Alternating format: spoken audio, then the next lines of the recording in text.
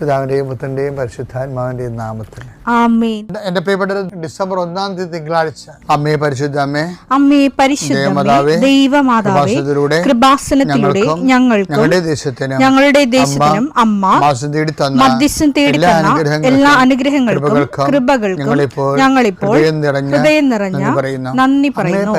അമ്മേ പരിശുദ്ധമേ, ദൈവമാതാവേ, 2004 ഡിസംബർ 7 ഉച്ചകഴിഞ്ഞ് 2:30 കൃപാസനത്തിൽ സംഭവിച്ച അമ്മയുടെ പ്രത്യക്ഷപ്പെടലിനെക്കുറിച്ച് തിരുസഭയ്ക്ക് സമർപ്പിച്ചിരിക്കുന്ന പഠനരേഖകളുടെ മേൽ സഭാത്മകമായ പഠനം ആരംഭിക്കുവാൻ ഞങ്ങൾ പ്രാർത്ഥിക്കുന്നു. അമ്മേ പരിശുദ്ധമേ, ഭൂസ്വർലോകങ്ങളുടെ രാജ്ഞിയായ അങ്ങേയ്ക്ക് ഭൗമസംരക്ഷണത്തിനായി പ്രപഞ്ചപ്രകൃതിയെ തന്നെ തിരുസഭ പ്രതിഷ്ഠിക്കുവാൻ ഈ പ്രത്യക്ഷീകരണം വഴി ഇടയാക്കണമേ. പരിശുദ്ധമേ, ജപമാല മാതാവേ, സകല പ്രാർത്ഥനയോടും ചേർത്ത് ഞങ്ങളിപ്പോൾ പ്രാർത്ഥിക്കുന്ന ഈ കുടുംബത്തിന്റെ പ്രത്യേക നിയോഗം പറ മക്കളെ.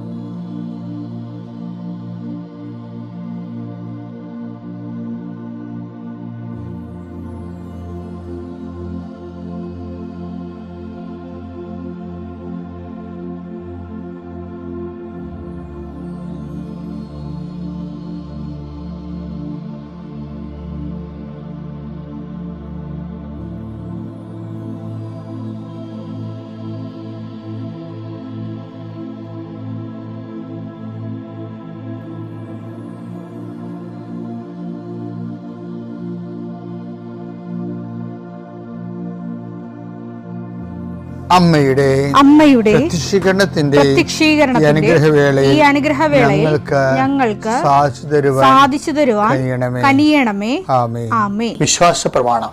സർവശക്തനായ പിതാവും ആകാശത്തിന്റെയും ഭൂമിയുടെയും സൃഷ്ടാവുമായ ദൈവത്തിൽ ഞാൻ വിശ്വസിക്കുന്നു.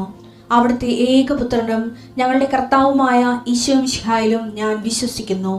ഈ പുത്രൻ പരിശുദ്ധാത്മാവിനാൽ ഗർഭസ്ഥനായി കന്യകാമറിയത്തിൽ നിന്ന് പിറന്ന് പൊന്തിയോസ് പീലാത്തോസിന്റെ കാലത്ത് പീഡകൾ സഹിച്ച് കുരിശിൽ തറയ്ക്കപ്പെട്ട് മരിച്ച് അടക്കപ്പെട്ട് പാതാളങ്ങളിൽ ഇറങ്ങി മരിച്ചവരുടെ ഇടയിൽ നിന്ന് 3-ാം നാൾ ഉയർത്ത് സ്വർഗത്തിലേക്ക് എഴുന്നള്ളി സർവശക്തിയുള്ള പിതാവായ ദൈവത്തിന്റെ വലതുഭാഗത്തിരിക്കുന്നു.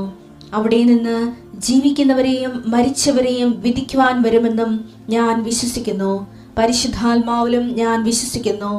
വിശുദ്ധ കത്തോലിക്കാ സഭയിലും പുണ്യവാന്മാരുടെ ഐക്യത്തിലും പാപങ്ങളുടെ മോചനത്തിലും ശരീരത്തിന്റെ ഉയർപ്പിലും നിത്യമായ ജീവിതത്തിലും ഞാൻ വിശ്വസിക്കുന്നു. ആമേൻ.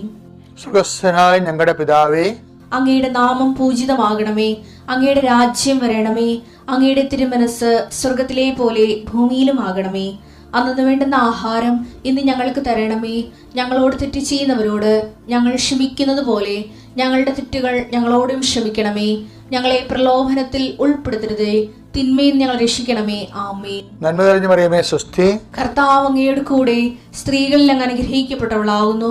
അങ്ങയുടെ ഉദരത്തിൻ ഫലമായി ഈശോ അനുഗ്രഹിക്കപ്പെട്ടവനാകുന്നു.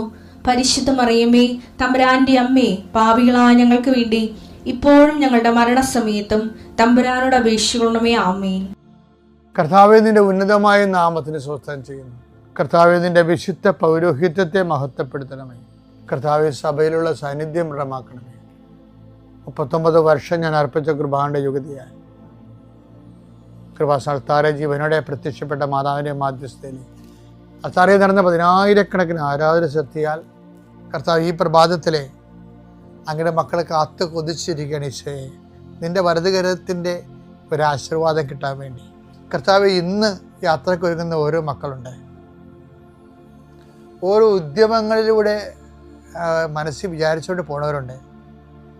ഓരോ ലക്ഷ്യങ്ങൾ മനസ്സിൽ വെച്ച് പോകുന്നവരുണ്ട്.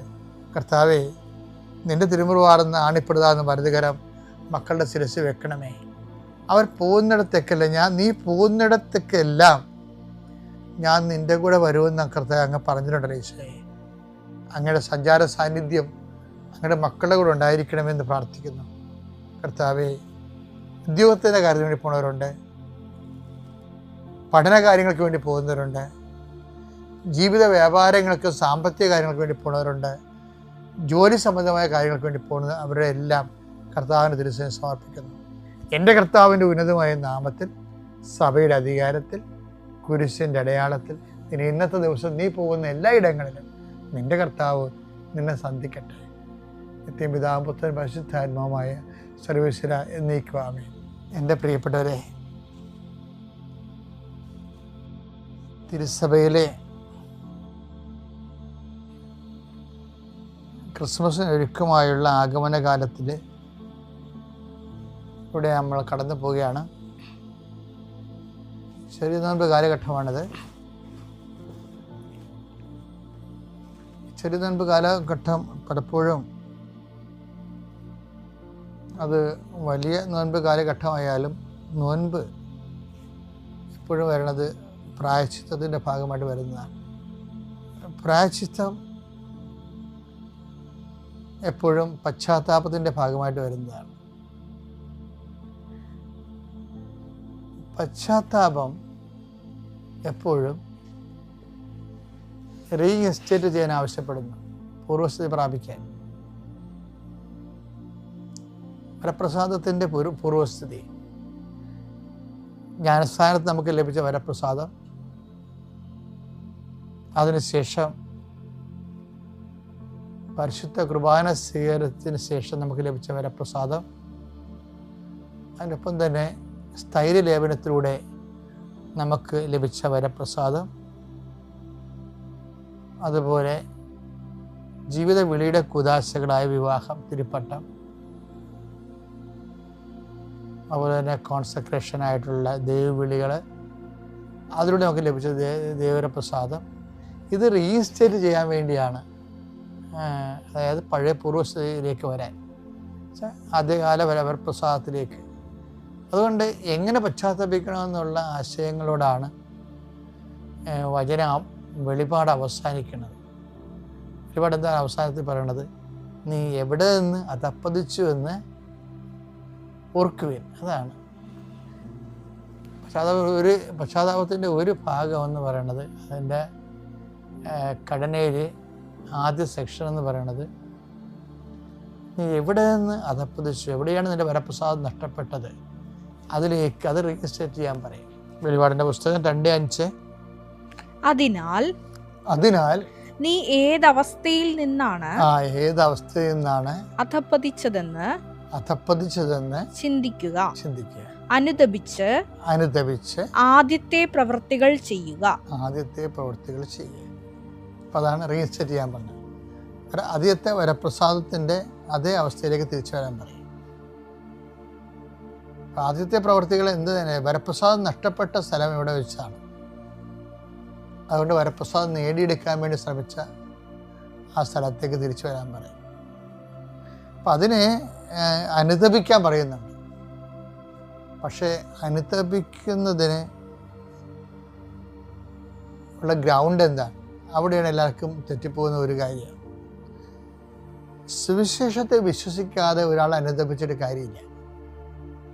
അനുതാപത്തിൻ്റെ അടിസ്ഥാനം സുവിശേഷമാണ്. സുവിശേഷം ദൈവത്തിൻ്റെ മനസ്സാണ്. അപ്പോൾ ദൈവത്തിൻ്റെ മനസ്സിന് അനപേക്ഷണീയമായിട്ടാണ് ഈ അനുതാപം വരേണ്ടത്. അതുകൊണ്ടാണ് കർത്താവിൻ്റെ ആദ്യ വാക്ക് എന്താണ്? അനുതപിക്കുക, സുവിശേഷത്തിൽ വിശ്വസിക്കുക. മർക്കോസിൻ്റെ 1:15. അവൻ പറഞ്ഞു സമയം പൂർത്തിയായി, ദൈവരാജ്യം സമീപിച്ചിരിക്കുന്നു. അനുതപിച്ച് സുവിശേഷത്തിൽ വിശ്വസിക്കുവിൻ.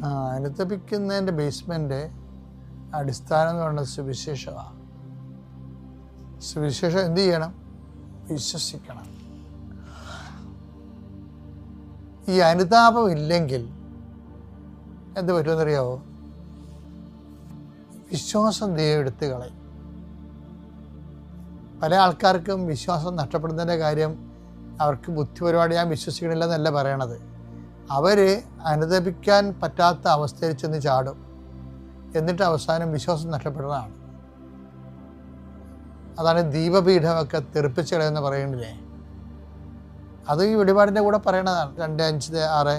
അതിനാൽ നീ ഏത് അവസ്ഥയിൽ നിന്നാണ് അധപ്പതിച്ചതെന്ന് ചിന്തിക്കുക. അനുദപിച്ച് ആദ്യത്തെ പ്രവൃത്തികൾ ചെയ്യുക. അല്ലെങ്കിൽ ഞാൻ നിന്റെ അടുത്ത് വരികയും നിന്റെ ദീപപീഠം അതിന്റെ സ്ഥലത്ത് നിന്ന് നീക്കിക്കളയുകയും ചെയ്യും. വിശ്വാസം നഷ്ടപ്പെടുന്നത് അനുതാപമില്ലാതെ മാസങ്ങൾ തുടരുമ്പോൾ ക്രമേണ വിശ്വാസം ക്ഷയിക്കാൻ തുടങ്ങും. അങ്ങനെ ക്രമേട്ട് നീ വിശ്വസിച്ചിട്ട് വലിയ അനുതാപമില്ലാത്ത ആള് വിശ്വസിച്ചുകൊണ്ട് പ്രത്യേകിച്ച് കാര്യമൊന്നുമില്ല. അതുകൊണ്ട് ദൈവം അതെടുത്ത് കളയും. അനുതാപമില്ലാത്ത ആളില്ലേ, താൻ ചെയ്യുന്ന പ്രവൃത്തികൾ, ഇപ്പോൾ തൻ്റെ ഭാര്യയൊക്കെ വീട്ടിലാക്കിയിരിക്കുകയാണ്, മറ്റു പെണ്ണുങ്ങളുമായിട്ട് ചുറ്റിക്കളിയൊക്കെയാണ്, എനിക്കൊരു അനുതാപവുമില്ല, നീ വിശ്വസിച്ചൊരു കാര്യമില്ല. കാരണം വിശ്വാസം ആത്മാവിൻ്റെ കൃപയുടെ നിറവിന് വേണ്ടിയാണ് വിശ്വാസത്തിന് വളർച്ച വെച്ചിരിക്കുന്നത്. അപ്പം നീ അതിന് ബോധപൂർവമായിട്ട് തടസ്സം നിൽക്കുന്ന കാരണം നിൻ്റെ ദീപപീഠം എടുത്തു മാറ്റും, വിശ്വാസം എടുത്തു മാറ്റും. ഇപ്പം ചില അണ്ണന്മാർ എനിക്കൊരു വിശ്വാസം തോന്നില്ലെന്ന് പറഞ്ഞില്ലേ, അതൊക്കെ അവൻ്റെ യുക്തിവാദം ക്യാമത്തൊന്നുമല്ല. He is not eligible to holding the faith, holy faith, പരിശുദ്ധ വിശ്വാസം ഹോൾഡ് ചെയ്യാൻ ഹീസ് നോട്ട് എലിജിബിൾ, അവൻ യോഗ്യനല്ലെന്നാണ്. അപ്പം അതുകൊണ്ട് തന്നെ ഇത് വളരെ സീരിയസ് ആയിട്ട് നമ്മൾ കൈകാര്യം ചെയ്യേണ്ട ഒരു കാലഘട്ടമാണിത്, ആഗമനകാലം. അതുകൊണ്ട് എപ്പോഴും ബൈബിൾ പറയും നിങ്ങൾക്ക് മാനസാന്തരപ്പെടാം, പക്ഷേ മാനസാന്തരപ്പെട്ടെന്ന് പറഞ്ഞു കഴിഞ്ഞാൽ അതിൻ്റെ കറസ്പോണ്ടിങ് ആയിട്ടുള്ള നിനക്കിഷ്ടമുള്ള കാര്യം ചെയ്ത് വെച്ചും, ഇപ്പം നീ പ്രാർത്ഥനാ സ്ഥലങ്ങളിൽ പോയി നിരങ്ങി, അല്ലെങ്കിൽ ഉരുണ്ട് കളിച്ച്, അല്ലെങ്കിൽ 100 വീട്ടുകാർക്ക് ഭക്ഷണം കൊടുത്തു, എന്നിട്ട് നീ പാപത്തിൽ തന്നെ ജീവിക്കുകയും ചെയ്യുമ്പോൾ ദൈവം അത് അക്സെപ്റ്റബിൾ അല്ല. സുവിശേഷത്തെ അനുതപിക്കുക, സുവിശേഷത്തെ വിശ്വസിക്കുക എന്നല്ല പറയണത്. വിശ്വസിക്കുന്നതിന് എന്താ ചെയ്യേണ്ടത്? അനുതാപത്തിന് യോജിച്ച ഫലങ്ങളുണ്ട്. അല്ലാതെ നിനക്ക് വായി തോന്നിയ പോലെ വെള്ളാങ്കണ്ണി പോയി ചില തലമുട്ട അടിച്ച് നടന്നിട്ട് കാര്യമില്ല. അതൊക്കെ നീ ഉണ്ടാക്കിയെടുത്തതാണ്. അനുതാപത്തിന് യോജിച്ച ഫലങ്ങൾ ഒന്നെന്താണ്? നീ ഏത് അവസ്ഥയിൽ നിന്നാണ്, അല്ലെങ്കിൽ ഹസ്ബൻഡുമായിട്ട് വഴക്കിട്ട്, അല്ലെങ്കിൽ വിളിക്കുന്നില്ല, ഹസ്ബൻഡ് വിളിക്കുന്നില്ല എന്ന് പറഞ്ഞ് പിള്ളേരെ അടിച്ചു മാറ്റി, എന്നിട്ട് നീ ഉപവസിച്ചാൽ ശരിയാവുക? അല്ല, അതിൻ്റെ അനുതാപത്തിൻ്റെ ഫലം. അനുതാപം എന്ന് പറഞ്ഞാൽ എന്താണ്? നീ ഏത് അവസ്ഥയിൽ നിന്ന് അധപ്പതിച്ചു. ചിലപ്പോൾ നിൻ്റെ ജോലി വിഷയമാകാം, അല്ലെങ്കിൽ നിൻ്റെ സാമ്പത്തിക വിഷയമാകാം, അല്ലെങ്കിൽ നിൻ്റെ സ്വാതന്ത്ര്യമാകാം, എന്തും ആയിക്കോട്ടെ. ഏത് അവസ്ഥയിൽ നിന്നാണ് നീ അധപ്പതിച്ചത്, ആ അവസ്ഥയെ റീസ്റ്റേറ്റ് ചെയ്യണമെന്ന് പറയും. അല്ലാതെ ഹസ്ബൻഡുമായിട്ട് വഴക്കിട്ടച്ചും നീ ബുധനാഴ്ച ഉപവസിച്ച് അതുപോലെ ശനിയാഴ്ച ഉപവസിച്ചാൽ അനുതാപത്തിന് യോജിച്ച ഫലങ്ങളാകത്തില്ല.